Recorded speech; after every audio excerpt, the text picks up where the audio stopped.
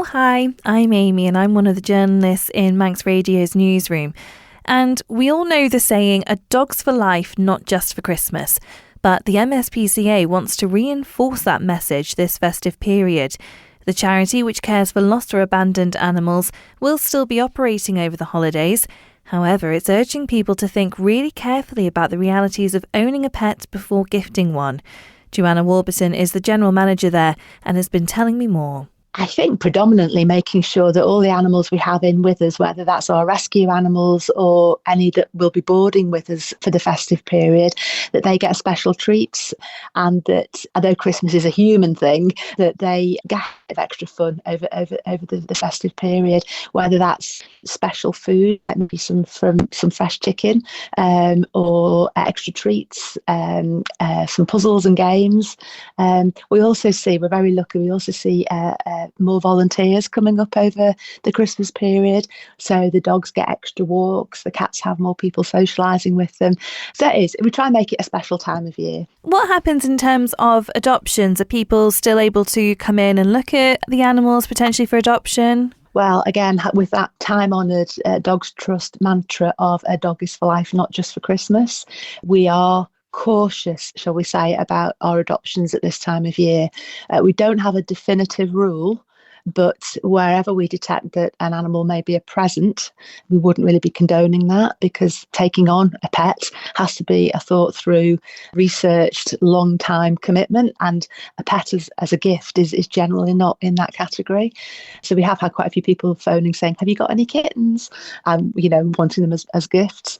So yeah, we take it case by case basis. If an adoption is to a home that is still going to be relatively quiet and calm over the Christmas period, then we will still adopt at this time of year. But generally speaking, we slow down and then recommence again in the new year. Because how much of an issue is that? Do you find that come January or even, 3, 4, 5, 6 months down the line, you see a surge of pets who've been given as presents and are now unwanted when the realities of having a pet sink in?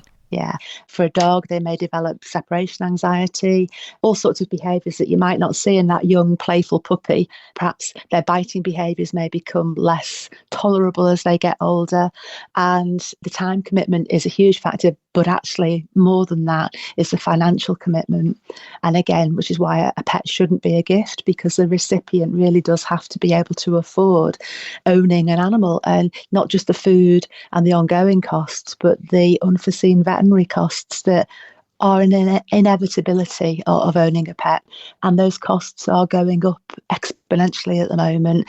So it's a cautionary tale, really. So yeah, we do see a spike of animals coming in, and there's no particular, it's not January as such, it's, as you said, it's more often the months after that as the reality kicks in.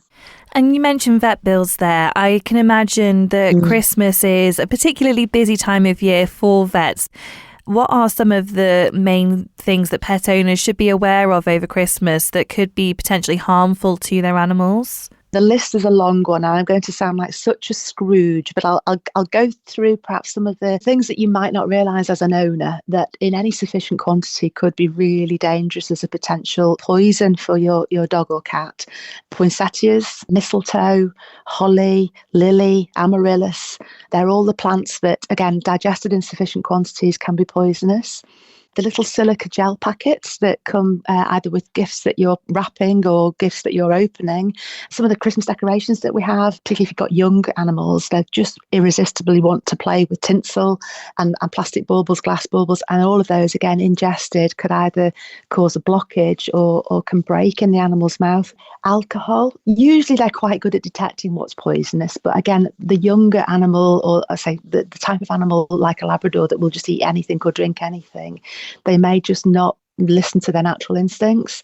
And so again, keep alcohol out of the reach of children and animals. And perhaps most dog owners will know that chocolate is poisonous to their pet, but the darker the chocolate, the more poisonous it is. And it might be tempting to put the chocolate on the Christmas tree, but don't. Even high up, just don't put it on there. I think most pet owners will know that grapes and dried products like currants and sultanas and raisins are poisonous. So from puddings to mince pies, keep those out of reach. They can cause severe kidney failure, even in quite small quantities.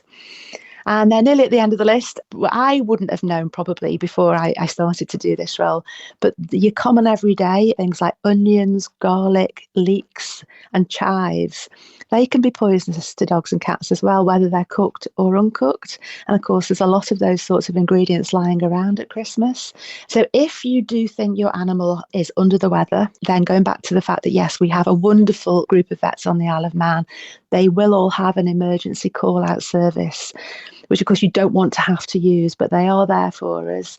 So I think it's just being sensible and not allowing the craziness of Christmas to let us forget some of the basics. And going back to the MSPCA and the services that you provide, obviously for a lot of people, you are the first port of call in terms of finding a stray or an animal in crisis, or that's how people kind of perceive you. Yeah. Is that still the case over the Christmas period? What should people do if they find an animal in distress over the Christmas period? An animal in distress, if that's a medical emergency, then they need to call a vet. We don't have a veterinary provision here at the ManxSPCA, so we can't heal an injured animal here. It needs to see a vet, and the vets will treat wildlife free of charge, and a stray animal, just take it in, and the vets will then do their best, ultimately in conjunction with us, to find the owner. We are open for emergencies if that's just queries or indeed pre-planned bringing in of animals. We're open all through the Christmas period. Obviously, we have to be here for the animals that we have in our care. But yes, again, if you have an animal in your midst, whether it's a stray dog or a cat that seems to be straying into your area, the power of social media does seem to be where most strays are reunited with their owners fairly quickly. So again, do your best to resolve the problem in your local area first. Thank you for making it to the end of the Little Manx Radio newscast. You are obviously someone with exquisite taste. May I politely suggest you might want to subscribe to this and a wide range of Manx Radio podcasts at your favourite podcast provider, so our best bits will magically appear on your smartphone. Thank you.